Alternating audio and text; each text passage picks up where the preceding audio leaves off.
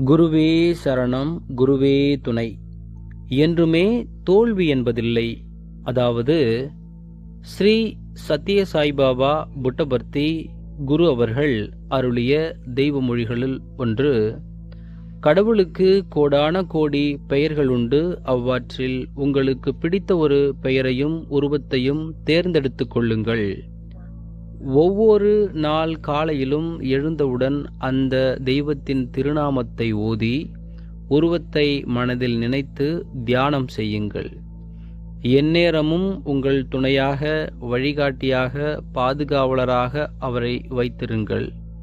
இரவு உறங்கச் செல்வதற்கு முன்பு அந்த உருவத்திற்கும் பெயருக்கும் நாள் முழுவதும் உங்களுடன், உங்கள் அருகில், உங்கள் முன்னால், உங்கள் பின்னால் இருந்ததற்கு நன்றி சொல்லுங்கள்.